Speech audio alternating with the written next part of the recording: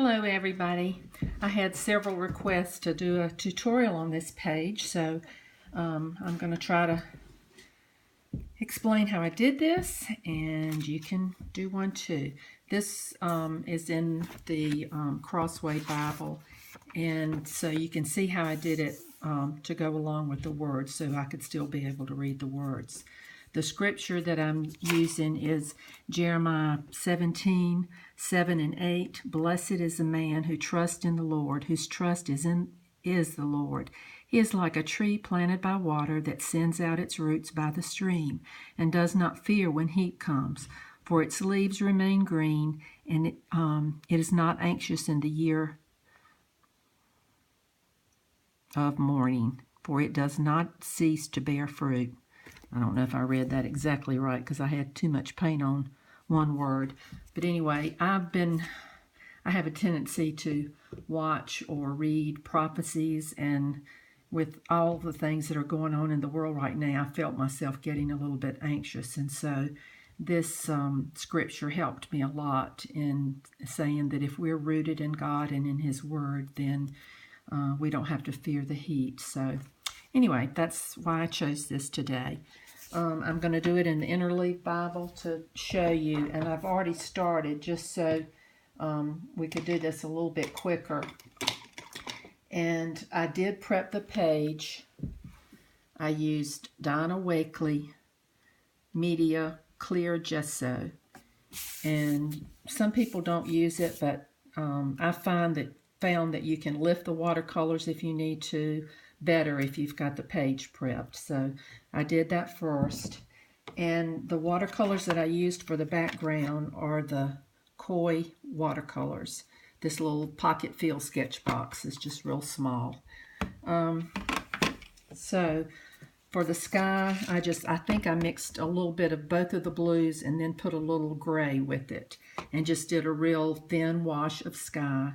And then I mixed this green with the brown and did the tree line.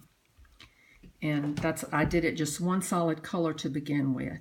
And then I did this green, which was this also with, which is the yellow green with a little bit of brown, and did this part. For the water, I used both of the blues and some of the gray. And I didn't draw anything on this. I just went along and painted and made some, little irregular shoreline on both sides. And then I just used a little bit more intense of those same colors and went back in and added some darks. And I could still add some more later on. And then painted the rest of it the same green as up here. Then I went back and added this, some of the green mixed with a little bit more of the brown to make a horizon line a little bit. And then I got a brush and the end of the brush, and I just pulled up some lines like for trees, and that wasn't quite enough, so then I used a small brush and went back in with some of the browns and added a few here and there that were a little bit more intense. You can see some here, I think, that I did just with pulling them up with the end of that brush I showed you. And several people asked if you could do this with, like pastels, or I used acrylic for the tree, and someone asked if you could do it with just watercolor, and you can. I didn't draw the tree in, and I did the whole background, so the reason I used acrylics was I wanted to be able to go over that and for the water not to show through. And you probably could, if you did it with watercolor, you would draw the tree and just leave that part white, and then do the tree with watercolors too. I am going to use some acrylics for that, and it's the thicker ones that come in the tubes, just inexpensive acrylics.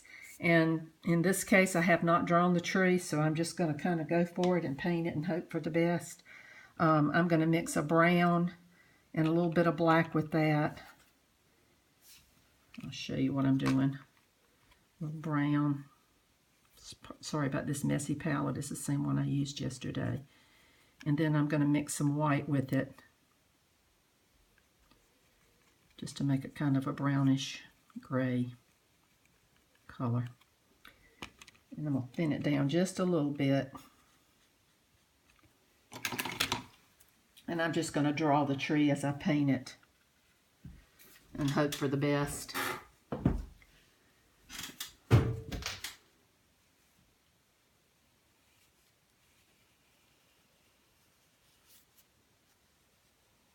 And as you can see, it goes right over the top of the watercolor and covers that up.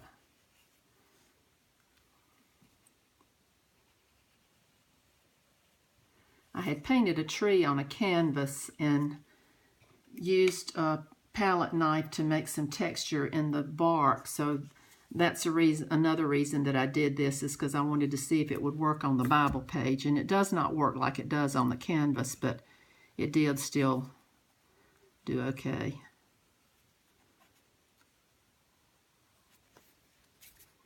And if you don't feel comfortable drawing a tree or just painting a tree, you can look online, and I would find a tree that didn't have leaves on it, and then just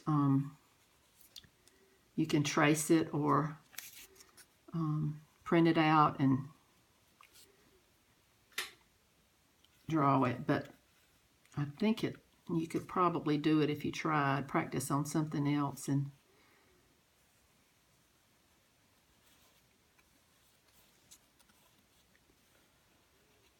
okay, I have that area a little bit fat, so that's why I'm thickening up the tree a little bit. And at the bottom, let me move it up just a little bit. I'm just going to do something kind of like that. Looks kind of like a spread out M. And I'm going to paint that in.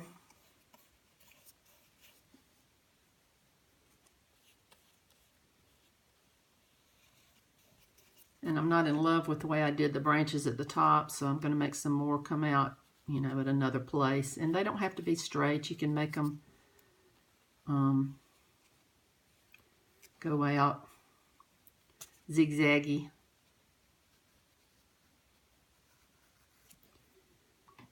And then I'm going to thin down my paint a little more, and it's easier to make smaller lines if, see if this brush is any smaller, if the paint's a little thinner. Some of these are going to be covered up, but still got too much water on that.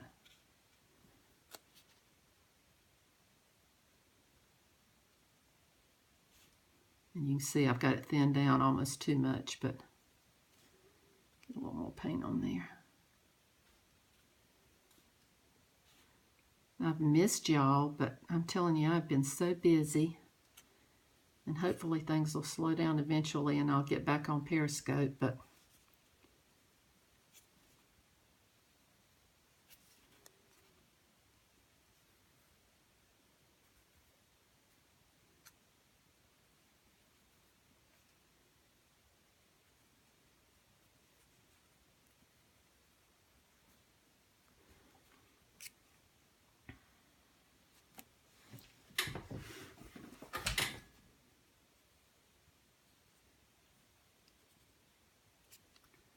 okay.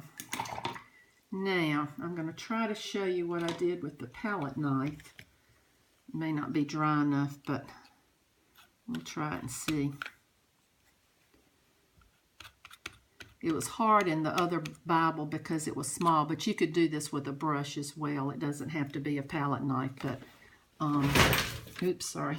I'll try to see if I can sort of get show you what I did. I just put some white paint, and it's going to blend in some with the brown, and just kind of come over with the palette knife to make some texture in that tree.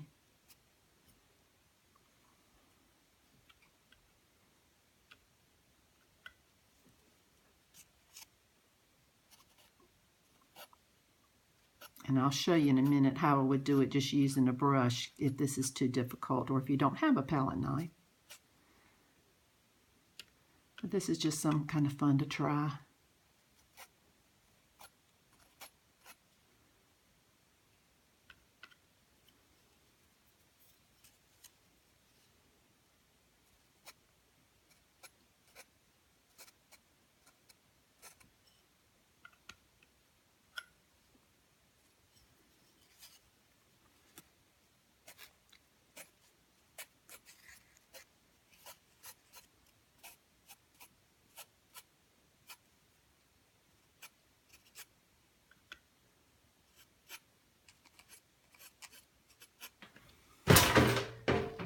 Sorry about that, I keep kicking. Then I'm going to put a little black on there and add some darker on this side. Just kind of blend it in a little bit. I hope you can see that.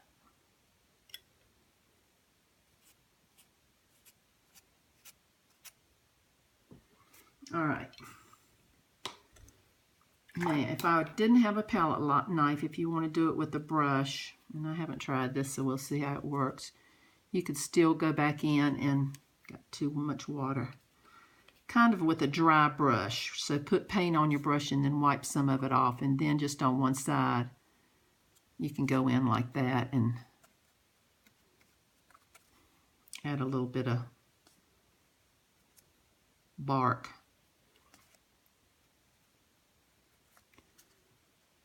On one side.